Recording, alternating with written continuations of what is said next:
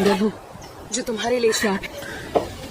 तो दोस्तों आज की इस कहानी में आप देखने वाले हो एक ऐसी लड़की को जिसकी गुलाबी गुफा ही उसके लिए परेशानी का कारण बन जाती है। उसकी गुलाबी गुफा का मैग्नेटिक फील्ड इतना ज्यादा स्ट्रांग होता है कि लड़कों का मुन्नू अगर एक बार उसकी गुलाबी गुफा के मैग्नेटिक फील्ड के आसपास भी आ जाए तो अपने आप ही वो उसकी गुलाबी गुफा की तरफ खींचने लग जाता है। पर यही गुलाबी गुफा उसकी परेशानी का कारण भी बन जाती है। तो ये सब कुछ कैसे कैसे कहाँ कहाँ क्यों क्यों कितनी कितनी बार किस किस के साथ किस किस पोजीशन में और हाँ किस किस फ्लेवर में होता है, यही आप आज की इस कहानी में देखने वाले हैं। मूवी का नाम है व्हाइट एज स्नो और इसे आप बिल्कुल फ्री में कहां पर देख सकते हैं ये मैं आपको थोड़ा सा आगे बताऊंगा। कहानी स्टार्ट होती है और हमें एक दुधारू दूध की डेयरी और गुलाबी गुच्छा की रानी क्लेयर दिखाई जाती है। दरअसल क्लेयर के फादर नहीं होते और वो अपने स्टेप मॉम मॉड के साथ रहती है और ये दोनों साथ मिलकर के अपने डैड का बिजनेस चलाते हैं। यहाँ पर हम मॉड के नए बॉयफ्रेंड को भी देख पाते हैं जो एक दिन क्लेयर के पास कुछ बात करने के लिए आया हुआ था। पर तभी हम देख पाते हैं कि कोई उन पर नजर रखे हुए है।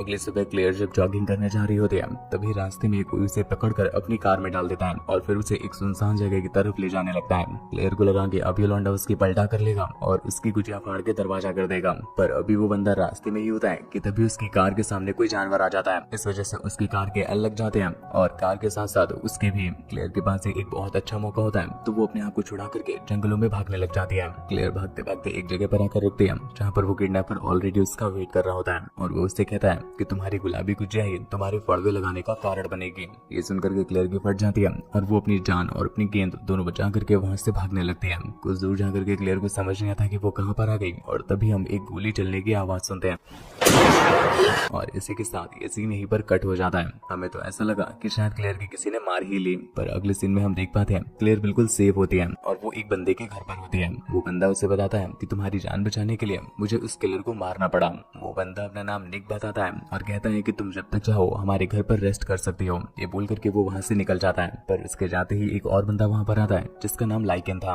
वो क्लेयर को अपने घर पर देख करके काफी हैरान था और वो उससे बार बार पूछने लगता है कि आखिर वो कौन है और यहाँ पर क्या कर रही है। जिस पर क्लेयर उससे बताती है कि उसे यहाँ पर निक लेकर के आया है और उसकी तबीयत थोड़ी खराब है और जैसे ही वो ठीक हो जाएगी वो खुद ही यहाँ से निकल जाएगी। लाइकन को क्लेयर बहुत पसंद आती है तो वो दोनों साथ बैठ करके बातें करने लग जाते हैं। पर कुछ देर के बाद वहाँ पर एक और बंदा आता है जिसका नाम परसुआ था। दरअसल ये निक का जुड़वा भाई होता है और बहन का लौरा ऐसा लगता है खाने में मिर्च ही खाता हो क्योंकि कभी ढंग से बात ही नहीं करता है। इसलिए वो जब क्लेयर को देखता है तो गुस्से में आ जाता है और उससे कहता है कि तुम्हें अभी ही हमारे घर से निकलना होगा। क्लेयर को समझ आ जाता है कि इस बहन के लौरे को ठिकाने कैसे लगाना है, इसलिए वो उसका हाथ पकड़ करके अपनी गुलाबी गुफा में डाल लेती है और उसे अपने मुंह से जन्नत की मजे देने लग जाती है जिससे वो भी पिघल जाता है और उसे घर पर रखने के लिए मान जाता है। अगले दिन लाइकन क्लेयर को अपने साथ लेकर के एक हॉस्पिटल में जाता है जहाँ का डॉक्टर जब क्लेयर को देखता है तो उसकी गुलाबी गुजिया देख करके उसका भी कुतुब मीनार खड़ा हो जाता है। क्लेयर भी उसका कुतुब मीनार को नोटिस तो कर लेती है पर वो उसे मजे नहीं देती और वहाँ से चली आती है। ये दोनों यहाँ से निकल करके एक चर्च में जाते हैं जहाँ पर चर्च के फादर की भी बंदूक तैयार हो जाती है क्लेयर के साथ जंग लड़ने के लिए। क्लेयर यहाँ पर भी सब कुछ नोटिस करती है पर वो घंटा उन्हें न भाव देती है और न अपनी देती है।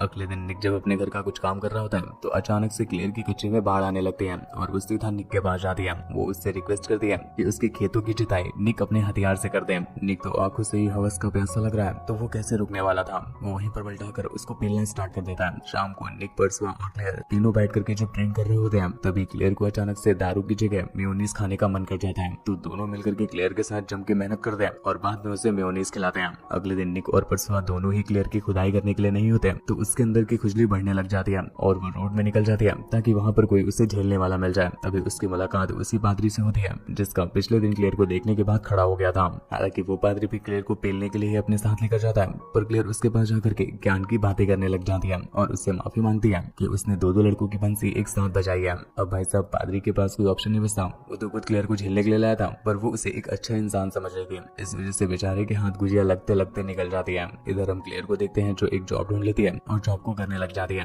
तभी एक दिन उसे अपनी मॉम मॉड की याद आती है तो वो उन्हें कॉल करती है। पर इधर हम मॉड को देखते हैं जो उसकी आवाज सुनते ही कॉल को रख देती है और तभी सीन शिफ्ट होता है सीधा फ्लैशबैक में और यहाँ पर हम देख पाते हैं जिस दिन क्लेयर अपनी मॉम के बॉयफ्रेंड से मिल रही थी तब वहाँ पर कोई और नहीं था, उसकी मॉम ही थी जो उस पर नजर रखे हुए थी।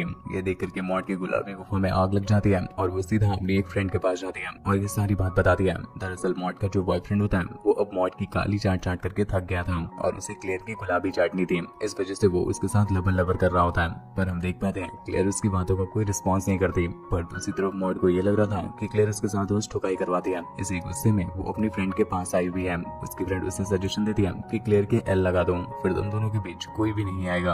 ये चीज मॉड को भी सही लगती है तो वो इस चीज के लिए उसे पैसे दे देती है। हम देख पाते हैं कि वही लेडी होती है जिसके जंगल में एल लगे थे। सीन वापस शिफ्ट होता है प्रेजेंट में और हम मॉड को देखते हैं जो क्लेयर की लोकेशन पर पहुंच जाती है, जहाँ पर उसे मॉड दिखाई भी दे देती है, पर फिर भी वो उसके पास नहीं जाती और अपनी कार को बैक करने लगती है। तभी अगले दिन वो उसी पादरी के पास जाती है जो क्लेयर की पलटाकर मारना चाहता था।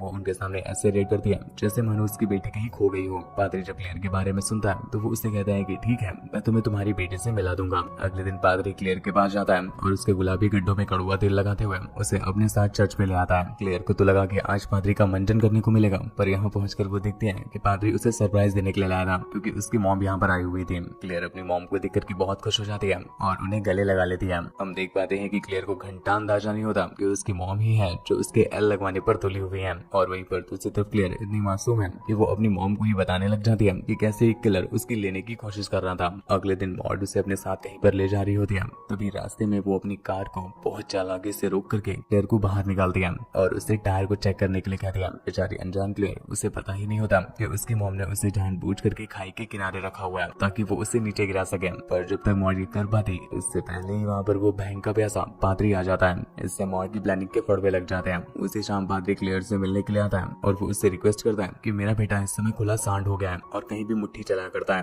तो क्या तुम प्लीज अपनी गुलाबी गुजिया उसे चटा करके उसकी मुट्ठी को छुड़ा सकती हो। पादरी ने क्लेयर के लिए इतना सब कुछ किया होता है तो क्लेयर भी उनकी बात को मान जाती है और शाम को उनके बेटे से ठुकने के लिए चली जाती है। यहाँ पर हम उसके बेटे को देख पाते हैं जो जॉनी भैया का भी बाप होता है और वो क्लेयर को ये गाना सुनाता है। कौन सा, आप भी सुनना। रूम में तेरी सरकार बना दूं, फ्लेवर बता अर पार करा दूं, ऐसे तो हूँ बेस्ट फ्रेंड तेरा, पर आज रात तेरी प्यास बुझा दूं, ऐसा बेबी काम लगा दूं, बाबू मेरा तेरे नाम करा दूं, घूर के देखे है तू जिसको कान पे तेरी आज घुसा दूं, जी भर के नाच ले बेबी तेरे यार के शावर में, लेके बैठा 100 mg पी लेगा फुल पावर में। इसके बाद हैरी क्लेयर की जम के ठुकाई कर देता है और ऐसी पिलाई करता है कि 3 दिन तक तो क्लेयर की चाल बिगड़ जाती है। इधर मॉड को देखते हैं जो किसी को टेक्स्ट कर रही थी कि क्लेयर अभी भी जिंदा है। बैकग्राउंड में हम मॉड को एक एप्पल में जहर मिलाते हुए देखते हैं और अगली सुबह हमें मॉड और क्लेयर एक जगह पर दिखाई जाती है जहाँ पर मॉड क्लेयर को एक एप्पल निकाल कर देती है और शायद ये वही जहर वाला एप्पल था।